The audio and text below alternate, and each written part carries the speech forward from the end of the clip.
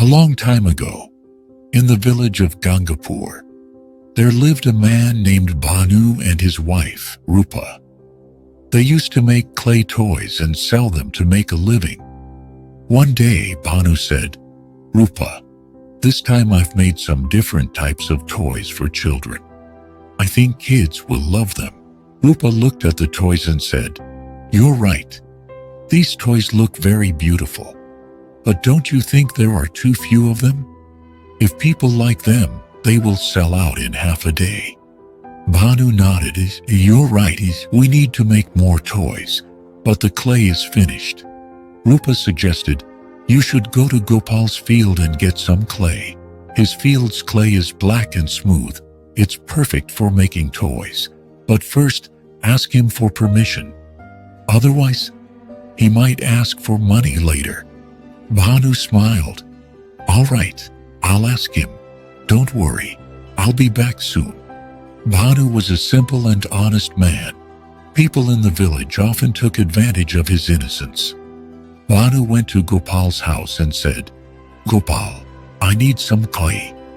I've heard that the clay from your field near the well is very good for making toys. Can I take some?" Gopal, who was quite clever, thought, "This is a good opportunity. Bhanu is too simple. I can make him work for me." He smiled and said, "Of course, Bhanu. But since you've asked so nicely, let me give you a tip. The best clay is at the bottom of the well in my field.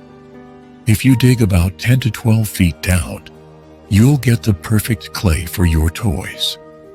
Bhanu believed him and said, "Really? Then I'll dig 10 to 12 feet and take the best clay." Gopal thought, "Great, I'll get the well deepened without paying a single coin." Bhanu started digging. After some time, he heard a strange sound. He dug a little more and found a large pot buried in the ground. "What's this?" Bhanu wondered. He opened the pot and gasped, "Oh my God! Gold coins! So many gold coins!" Bhanu was confused. "What should I do with this? I should take it home first." He carried the heavy pot home. When Rupa saw him, she said, "You went to get clay. Why did it take you so long? And what's that pot in your hand?" Bhanu whispered, "Keep your voice down. These are gold coins." Rupa's eyes widened. "Where did you get them?" Bhanu explained, "I was digging in Gopal's well when I found this pot full of gold coins." Rupa's face lit up. "We're rich." Bhanu shook his head. "No, Rupa, these coins aren't ours. They belong to Gopal because they were found on his land. If we keep them and Gopal finds out, we might get into trouble.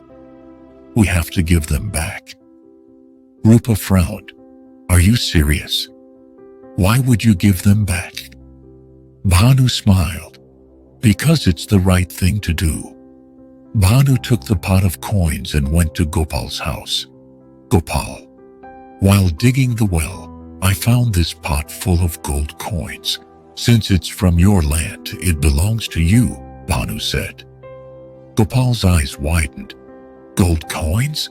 Are you joking?" "No, it's true," Bhanu said. "You should deposit it with the government." Gopal nodded. "Yes, of course I will." But in his mind he thought, "Why should I give this treasure to the government? I'll keep it and become the richest person in the village." That night, Gopal started planning. "I'll buy cows and buffaloes, build a big mansion, and become the richest person in the village. But what if someone finds out? I should blame Bhanu if anyone asks about the coins." The next morning, Gopal went to the police station. "Sir, I think Bhanu has hidden some gold coins in his house. I heard him talking about it yesterday near the pond," he told the inspector. The inspector and his team reached Bhanu's house. "Bhanu, is it true that you found gold coins?" the inspector asked. "Yes, sir. I found them while digging the well, but I gave them to Gopal," Bhanu said honestly. The inspector said, "We need to search your house." Bhanu replied confidently, "Please go ahead, sir. I've nothing to hide." Rupa, on the other hand, was nervous. She had secretly taken a few gold coins from the pot and hidden them in the house. As the police searched the house, they found the hidden coins. The inspector frowned. "Bhanu, you said you gave all the coins to Gopal.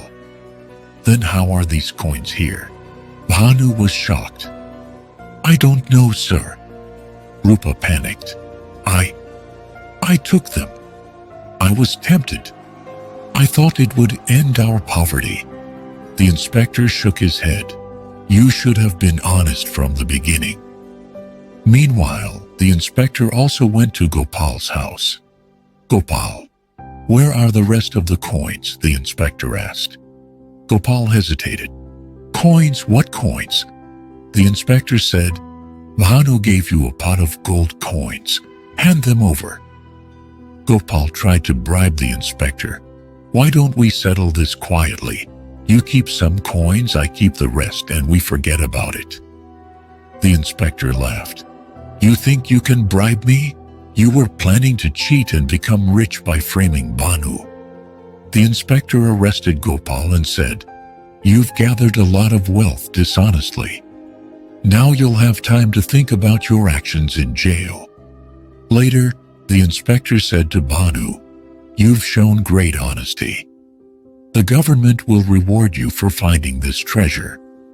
Bhanu smiled and said, "We don't need any reward, sir. We are happy with what we have." This story teaches us that honesty and integrity always lead to the right path. Bhanu's decision to return the gold coins despite the temptation shows that doing the right thing brings peace and respect. On the other hand, Gopal's greed and dishonesty led to his downfall. The story reminds us that short-term gains from dishonesty may seem tempting, but they eventually lead to trouble, while truthfulness and integrity always bring lasting peace and happiness.